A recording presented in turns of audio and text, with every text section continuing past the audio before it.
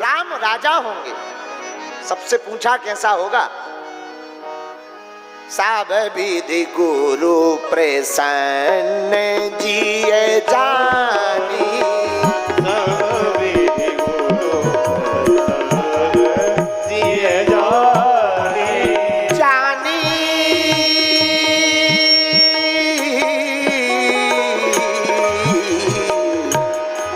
जानी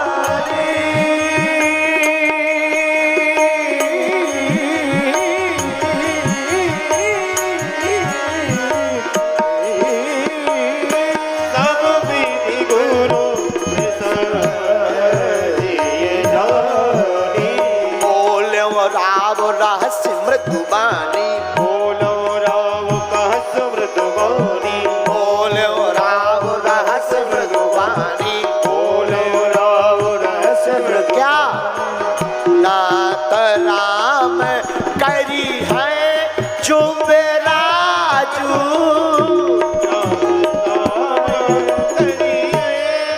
जुबराजू, कहिए कृपा करी करिए समाजू, करिए कृपा करिए समाजू। नाथ राम करी है जुबराजू, नाथ राम करी है जुबराजू। श्री राम जय राम जय जय राम, श्री राम जय राम जय जय राम, श्री राम जय राम जय जय राम, श्री राम जय राम जय जय राम। राम को राजा बनाओ। राम राजा बनेंगे तो गुरुजी से पूछा, ठीक है ना? हाँ सब बढ़िया। देखो जिंदगी में एक सूत्र और अच्छा है, देखो अब बात ध्यान आती है तो बताना चाहिए। राम जब दशरथ जी के कोई संतान नहीं थी तब गुरुजी के पास गए, हो गई तो गुरुजी के पास गए, विवाह होना था तो गुरु आज्ञा मानी, विवाह हो गया तो गुरु की बात मानी। अब आज राम को राजा बनाना है तो गुरु से पूछ रहे हैं। महाराज मुहूर्त बताओ कब राम राजा बनेंगे? बेग विलंब न करी नृप, साजिय सबय समाज, सुदन सुमंगल तब ही जब राम होई जुबराज। जब राम राजा बने तब सुदिन है, सुमंगल है, तब ही बढ़िया दिन है। तो ज्यादा विलंब मत करो, जल्दी से राम को राजा बनाओ। कारण क्या है? क्योंकि वशिष्ठ जी सब जानते हैं राम अयोध्या के राजा नहीं, राम तो बन के राजा बनेंगे। ज्ञान है, ज्ञात है। और एक बात और ज्ञात है, अगर दशरथ जी के जीते जी कोई राजा बन गया तो संपूर्ण इस वंश का विनाश होगा, नहीं बन सकता कोई। और एक बात जो वशिष्ठ जी को पता थी, सुमंत्र जी को पता थी, और महाराज दशरथ जी को पता थी। कैकेयी देश के राजा, कैकेयी के पिता, इनके घर पर महाराज दशरथ जी जब गए तो दशरथ जी का स्वागत किया कैकेयी महाराज ने, और स्वागत करके बैठाया। लेकिन वहां पर महाराज दशरथ जी ने कैकेयी का जौहर देखा। आहा, जो कैकेयी का जौहर देखा तो महाराज दशरथ गदगद हो गए।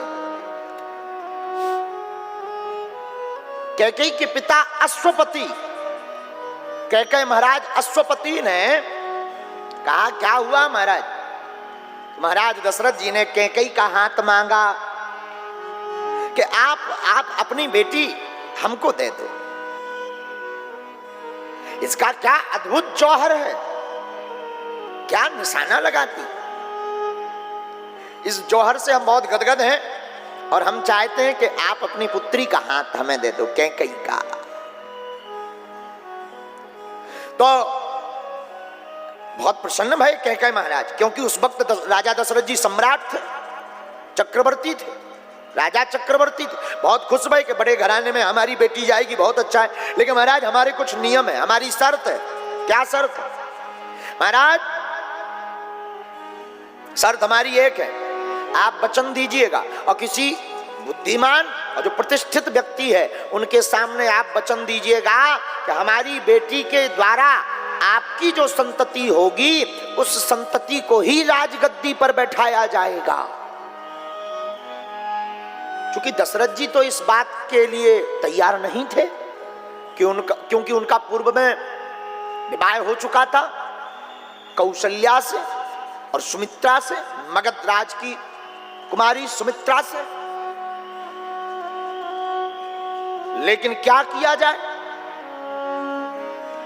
तब सुमंत्र जी और वशिष्ठ जी के सामने यह संधि रखी गई। अंततोगत्वा बात को मानना पड़ा और यह तय हुआ कि कैकेयी के कोख से जो भी संतति होगी वही राजगद्दी पर बैठने के अधिकारी होगी।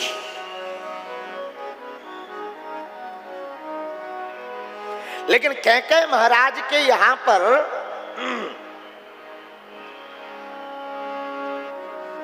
एक राजपुरोहित जी बड़े विद्वान थे, ज्योतिषाचार्य। उन्होंने ज्योतिष में देख करके कहा कि सुनो, राजा के जीते जी अगर कोई भी बालक राजा बनेगा तो संपूर्ण वंश का नाश होगा, इसलिए ध्यान रखो, श्राप है, राजा के जीते जी कोई राजा नहीं बन सकता है। और ये बात कैकेयी को पता थी, कैकेयी के पिता को पता थी और सुमंत्र जी को, वशिष्ठ जी को पता थी। इस बात को खबर भेजी थी कैकेयी महाराज ने। इसलिए आप पूरी रामायण पढ़िएगा तो कैकेयी माँ ने ही पूरी लीला की है। कैकेयी माँ ने राम जी को वनवास मांगा और भरत को राजपद मांगा, क्योंकि कैकेयी माँ को अपने बालक भरत पर भरोसा था कि हमारा बेटा भरत हमारे दिए हुए संस्कार में पला है, ये कभी भी राम के बिना रहते राजगद्दी पर नहीं बैठ सकता और भरत राजगद्दी पर नहीं बैठेगा तो पूरा वंश बच जाएगा।